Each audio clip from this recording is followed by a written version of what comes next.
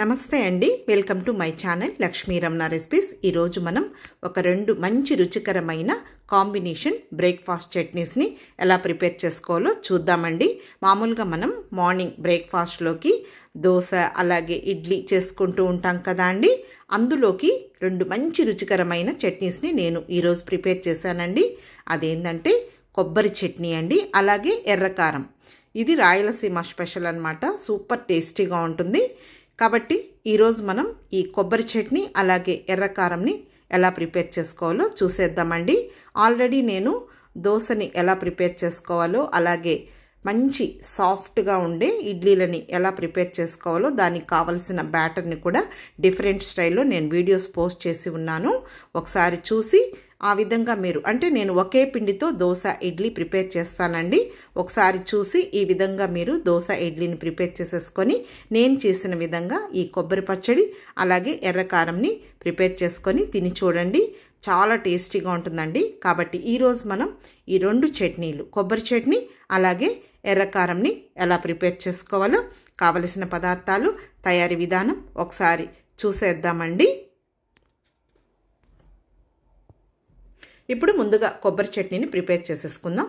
ఒక mixie jar తీసేసుకొని ఒక మీడియం సైజ్ కప్పు పచ్చి కొబ్బరి ముక్కలు తీసేసుకొని అలాగే ఒక 4 పచ్చిమిరపకాయలు కూడా తుంచి వేసేసుకొని ఒక 4 టేబుల్ స్పూన్ల పుట్నాల పప్పులు 3 వెల్లుల్లి రెబ్బల్ని పొట్టు తీసుకొని వేసేసుకొని ఒక 1/2 టీ స్పూన్ అల్లం ముక్కలు కూడా సన్నగా కట్ చేసి వేసుకొని కొద్దిగా కొత్తిమీర అలాగే ఒక 4-5 ఆకులు కరివేపాకు తర్వాత రుచికి సరిపడా సాల్ట్ కూడా వేసేసుకొని ఇప్పుడు కొద్దిగా నీళ్లు వేసేసుకొని చూడండి ఈ విధంగా గట్టిగా మిక్సీ పట్టేసేసుకోవాలి. ఇప్పుడు ఈ మిక్సీ పట్టుకున్న ఈ కొబ్బరి చట్నీని ఒక బౌల్లోకి తీసేసుకుందాం.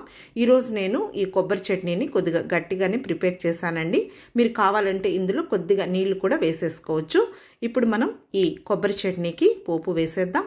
ముందుగా స్టవ్ వెలిగించుకొని ప్యాన్ పెట్టుకొని 1 టీ స్పూన్ నూనె వేసేసుకొని ఒక 1/4 టీ స్పూన్ ఆవాలు, 1/4 టీ స్పూన్ మినప్పప్పు, 1/4 టీ స్పూన్ పచ్చిశనగపప్పు అలాగే ఒక 1/4 టీ స్పూన్ జీలకర్ర కూడా వేసేసుకొని 2 ఎండుమిరపకాయలు తుంచి వేసేసుకొని ఇంకా మీడియం ఫ్లేమ్లో ఈ పోపు దినుసుని మంచి కలర్ వచ్చే వరకు ఫ్రై చేసుకొని చివరిగా మనం స్టవ్ ఆఫ్ చేసే ముందర కరివేపాకు వేసేసుకుంటే సరిపోతుంది. ఇప్పుడు స్టవ్ ఆఫ్ చేసేసుకొని ఈ పోపుని కొద్దిగా చల్లారిన తర్వాత ఈ కొబ్బరి చట్నీలో వేసేసుకోవాలి. అంతే అండి, మంచి రుచికరమైన కొబ్బరి చట్నీ ప్రిపేర్ అయిపోయింది. ఇప్పుడు మనం ఎర్రకారంని ఎలా ప్రిపేర్ చేసుకోవాలో చూసేద్దాము.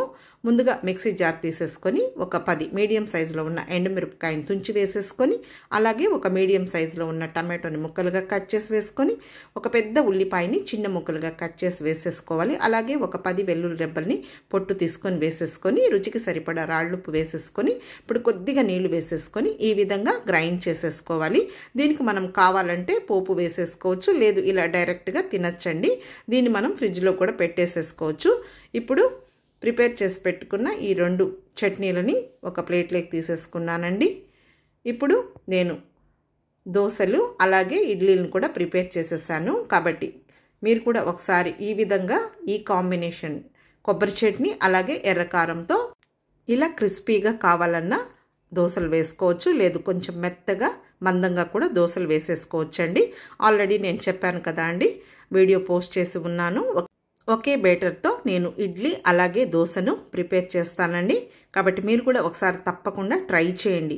ఇదే దోశ ఇడ్లీలోకి మనం ఇంకొక డిఫరెంట్ స్టైల్లో మనం కాంబినేషన్గా బొంబాయి చట్నీ కానీ లేదు సాంబార్ లేదు పల్లీ చట్నీ ఎండుమిరపకాయలు వేసి చేసుకోవచ్చు, పుదీనా చట్నీ అలా డిఫరెంట్ స్టైల్లో మనం ఇలా దోశ ఇడ్లీలోకి కాంబినేషన్గా చట్నీస్ని ప్రిపేర్ చేసేసుకోవచ్చండి. నేను అవి మీకు ఈసారి వీడియో పోస్ట్ చేస్తాను. కాబట్టి మీరు ఈ విధంగా దోశ ఇడ్లీ చేసినప్పుడు ఇలా కొబ్బరి చట్నీ కారం పచ్చడి చేసుకొని ఈ కాంబినేషన్తో ఒకసారి తిని చూడండి. మళ్ళీ ఎలా వచ్చిందో కామెంట్ చేయండి.